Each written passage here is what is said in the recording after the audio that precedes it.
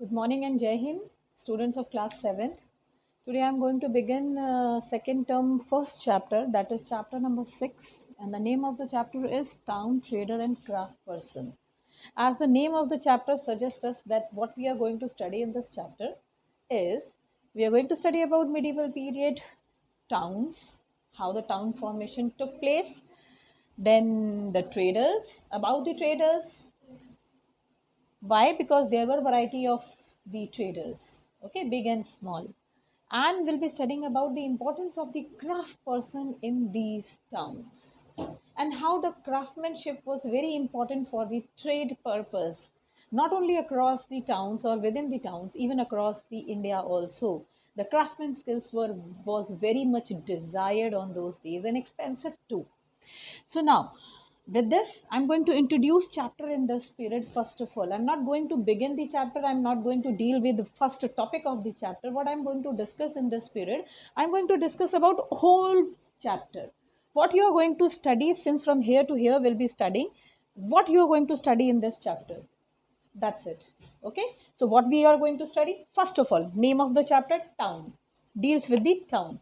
So we'll be studying about three types of town in this chapter, because town formation is a concept of medieval period. Before this, the town formation system we didn't got.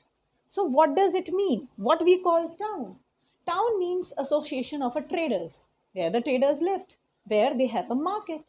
Means it is something different from the primary sector where the farmers and miners produced the raw material. These farmers and miners, by producing the raw material, when they were going visiting to the market area where the traders were available to bought their things, this is called as association of trader. That was town. So you'll be studying in this chapter about three different variety of towns of the medieval period which we cannot see in today's time. So let me tell you one thing. The first column is of administrative center. I'll make you people understand when I'm going to teach the topic in the classroom. So the second type is temple town. The town which were not only the administrative unit, okay, but popular for one temple or mosque, okay, because of pilgrim, because of the pilgrimage center, okay. Then the third part is of port town. Port towns were very much related to the international trade. Medieval period, the later medieval period was a time when the international traders started entering here in India. So, what kind of trade system was performed through the towns who were on the port, and how these port towns were very beneficial for the kings who were ruling over the areas, we'll study in this. And apart from this, we'll study the network of towns, how these all types of towns are related with the network. They were connected with the one kind of network, and the strong network was trade. Understood? So let me tell you briefly, let me explain you one thing. When we talk about medieval period town system, so medieval period town system, towns were not only a temple town. ऐसा नहीं था कि वहाँ सिर्फ temple था, but these towns were not only the port town. अगर वो port town है, doesn't means कि वहाँ temple नहीं मिलेगा.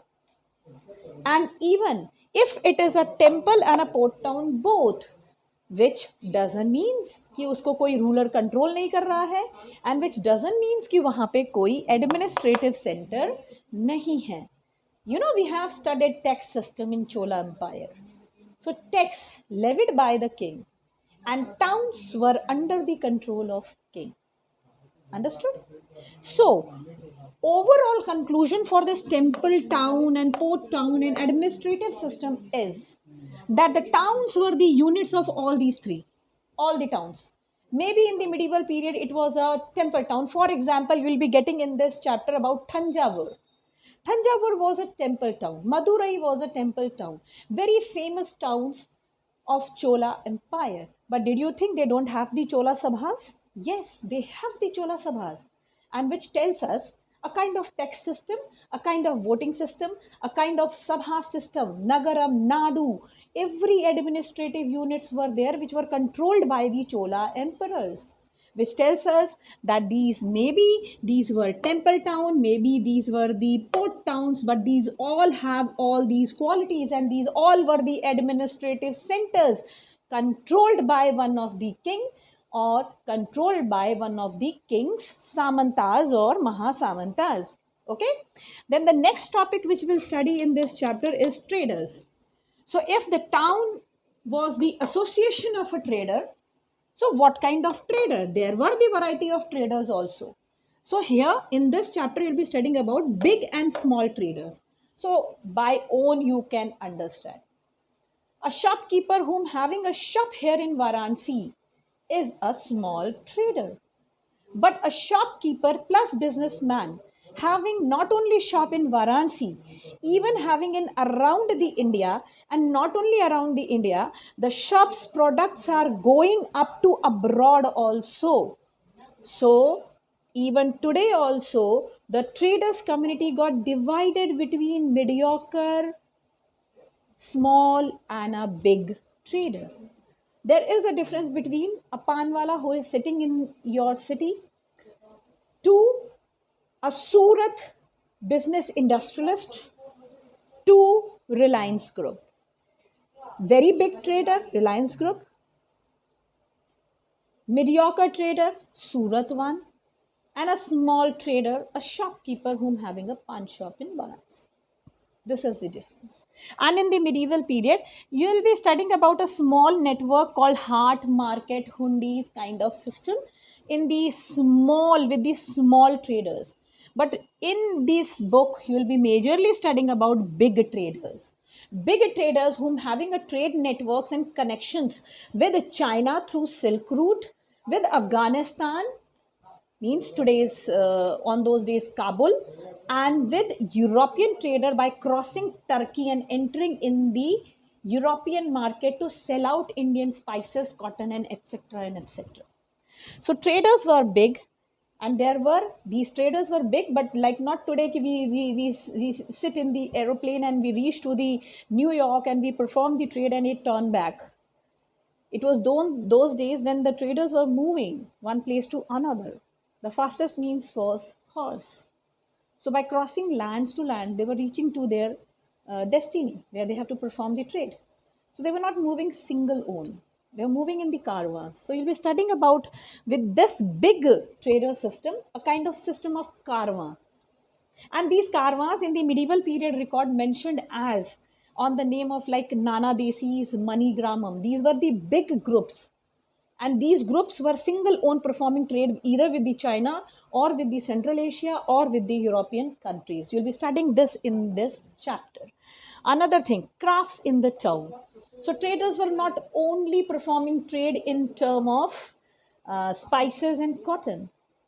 India have a good craftsmanship also, you know that, in term of painting, in term of gold, in term of ivories, in term of ivory work which is called as Bidri. This was very popular. You'll be studying about this Bidri work also.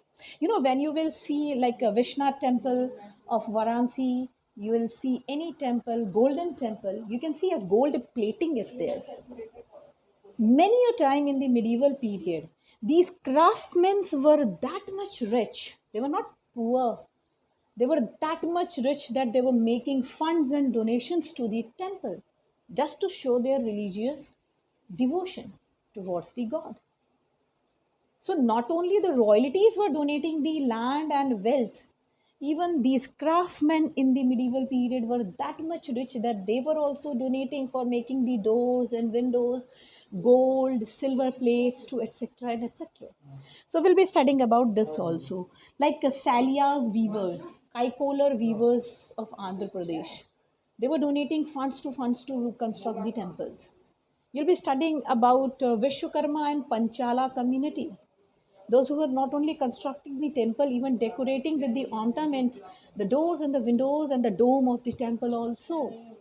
So we'll be studying about this in the chapter. And the last portion, which is I think most biggest one, that is the closure look, a case study, a case study. So in this, you'll be studying about 3 case studies. All three are different from each other, but very important in the medieval period. Two of them, Hampi and Masulipatinam, declined in the medieval period only. Okay, Hampi and Masulipatinam. But Surat, you can see till today having a importance. Not that much which on those days, but till today it have a importance. Why? Because the industrial and the commercial activity during the time of British, it was shifted from Surat to Bombay. Okay, so now you'll be studying in this chapter, the last part of the chapter, the case study on Hampi city, which was known as a temple town till today, having a marvelous building construction, interlock system, no cement was used, corbelled system.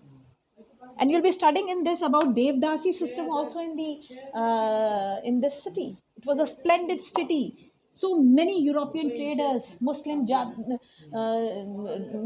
were entering. Muslim traders, Moors, called as Moors, they were entering in the this area to perform the trade, bustling with the population, bustling with the trade throughout day and night, but declined coming up to the time of Deccan sultans.